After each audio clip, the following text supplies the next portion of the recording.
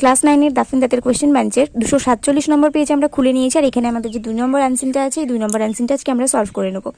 Video শুরু করার আগে এখনো পর্যন্ত যারা মাই টিউটোরিয়াল স্কিমকে সাবস্ক্রাইব করোনি তারা অবশ্যই চ্যানেলটাকে সাবস্ক্রাইব করে পাশে থাকা বেল আইকন প্রেস করে দাও আর অল বাটনটা অন করতে ভুলো না। যারা অলরেডি সাবস্ক্রাইব করে ফেলেছো তাদেরকে অসংখ্য ধন্যবাদ। তো চলো এবার আমরা ভিডিওটা শুরু করি।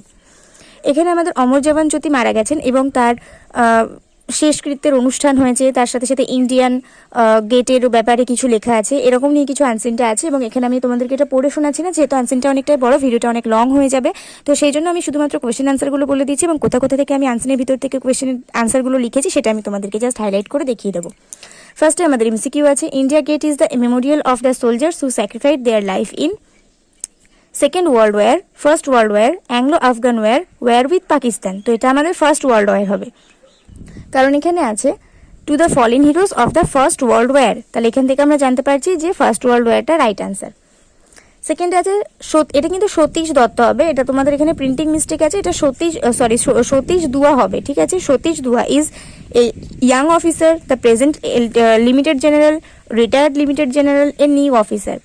তো ইনি দেখো সতীশ দুয়া এখানে আমাদের আছে যে লিমিটেড জেনারেল রিটায়ার্ড সতীশ দুয়া, তো তার মানে বোঝাই যাচ্ছে যে তিনি রিটায়ার্ড এলটি জেনারেল। তো এটা হচ্ছে আমাদের correct answer. Amar Jawan Jyoti pays homage to the fallen soldiers of Anglo Afghan war, WWI, war with Pakistan in 1971, WWII।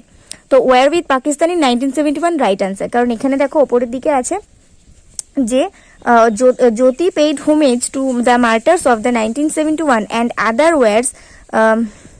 এটা এখানটা দেখো যে other war but none of their names is present there. তো এখানে দেখো 1971 সালে যে যুদ্ধটা হয়েছিল সেইখানেই কিন্তু অমর জওয়ান জ্যোতি তার হোমেজ পেড করেছে মার্টার্সদের প্রতি, ঠিক আছে। তো 1971 সালে কি যুদ্ধ হয়েছিল, ওপরেরটা লাইনটাতে দেখো আছে যে in the 1971 war with Pakistan. তার মানে আমরা জানতে পারছি যে 1971 সালে পাকিস্তানের সঙ্গে যে যুদ্ধটা হয়েছিল সেই যুদ্ধটার সময় কিন্তু অমর জওয়ান জ্যোতি ওই মার্টার্সদের প্রতি হোমেজ পেড করেছিল।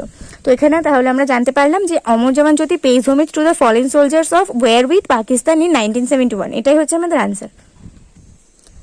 এখানে আবার এটা সতীশ দুয়া হবে।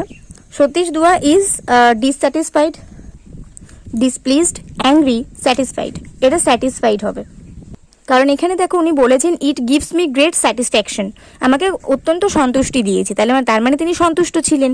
তো স্যাটিসফ্যাকশন আছে যেহেতু, তাহলে স্যাটিসফাইড হবে আনসার আমাদের।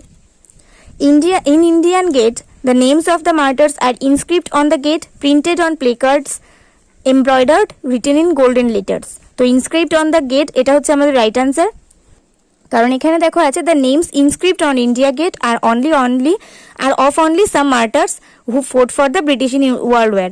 তো এখানে বলা হয়েছে যে ইন্ডিয়ান গেটে তাদের নাম খোদাই করা ছিল, ইনস্ক্রিপ্ট করা ছিল, ঠিক আছে। সেজন্য আমাদের এখানে ইনস্ক্রিপ্টের রাইট আনসার হচ্ছে the flame of Amar Jawan Jyoti is extinguished, merged, modified, separated. তো extinguished is the right answer, কারণ এখানে প্রথম লাইনেই দেখো আছে যে that Amar Jawan Jyoti has been extinguished, ঠিক আছে। তাহলে এটাই আমাদের আনসার। এরপর ট্রু ফলসে ফার্স্টে আছে the flame of Amar Jawan Jyoti is eternal, এটা কিন্তু ট্রু, তার আগুনটা কিন্তু ইটার্নাল ছিল, অনন্ত ছিল। সাপোর্টিং স্টেটমেন্ট আমরা এখান থেকে লিখতে পারি on a day when opposition parties criticized the government for allegedly extinguishing the eternal flame, এইটুকু লেখার পর তোমরা ডট ডট ডট ডট দিয়ে দিতে পারো। Why is the retired LT general satisfied? কেন LT general satisfied ছিল?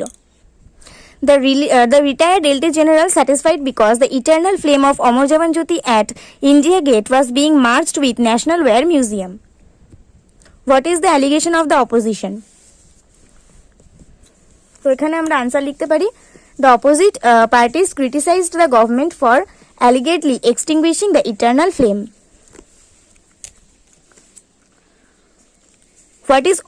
What is odd about the Amar Jawan Jyoti according to his source? It had been an odd thing to see that the flame at Amar Jawan Jyoti paid homage to the martyrs of the 1971 and other wars, but none of their names was present there.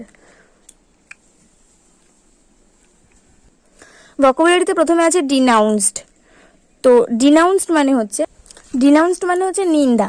তাহলে নিন্দা তো আমরা criticise মানেও তো আমরা নিন্দা বা সমালোচনা বোঝাই, তাহলে ক্রিটিসাইজ হচ্ছে আমাদের এখানে আনসার, রাইট অ্যান্সার, কারণ এখানে আমরা এই প্যাসেজে এখানে এই প্যাসেজে আমরা ক্রিটিসাইজড কথাটা পেয়েছি। তারপর এখানে মেমোরিয়াল ওয়ার্ডটা দেখো। মেমোরিয়াল মানে হচ্ছে কোনো কিছু স্মরণীয় বা মনে রাখার মতন। ইনস্ক্রিপ্ট মানে হচ্ছে কোনো কিছু খোদাই করে রাখা। আর এখানে ইটারনাল মানে হচ্ছে চিরন্তন। তো একটু আগে ডিনাউন্সটাকে আমি ক্রিটিসাইজড বলে দিলাম। আর কমেমোরেটিভ মানে হচ্ছে স্মরণীয়। তো মেমোরিয়াল মানেও কিন্তু আমাদের মনে রাখার মতো বা স্মরণীয়, তাহলে কমেমোরেটিভটাকে আমরা মেমোরিয়াল বলতে পারি। এক্সিস্টিং ফর এভার মানে চিরকালই যেটা থেকে যায়, মানে চিরন্তন যেটা, তো এটাকে আমরা ইটারনাল বলতে পারি। আর এনগ্রেভড মানে হচ্ছে আমাদের যেটা খোদাই করা থাকে। তো মানে ইনস্ক্রিপ্ট মানেও খোদাই করা, তাহলে এনগ্রেভটাকে আমরা ইনস্ক্রিপ্ট লিখে দিতে পারি। তো এখানে আমরা 2 নম্বর আনসারটা কমপ্লিট করে ফেললাম। ভিডিওটা ভালো লাগলে অবশ্যই বন্ধুদের সঙ্গে অনেক শেয়ার করে দিও। আর অবশ্যই একটা করে লাইক করে দিও ভিডিওতে। নেক্সট ভিডিও আসা পর্যন্ত সবাই অপেক্ষা করতে থাকো। আর আমি এর মধ্যে অনেকগুলো আনসার তোমাদেরকে করিয়ে দিয়েছি, মানে সেই ভিডিওগুলো একবার আমার চ্যানেলে গিয়ে ভিজিট করে দাও, তাহলে মনে হয় তোমাদেরও অনেকটাই উপকার হবে। আনসার যদি তুমি বেশি বেশি প্র্যাকটিস করে রাখো, তাহলে আমার মনে হয় যে তোমরা পরীক্ষাতেও অনেক বেশি বেশি আনসার ভালো করে লিখে আসতে পারবে। নেক্সট ভিডিও আসা পর্যন্ত অপেক্ষা করতে থাকো। ভালো থাকো, সুস্থ থাকো, মন দিয়ে পড়াশোনা করতে থাকো।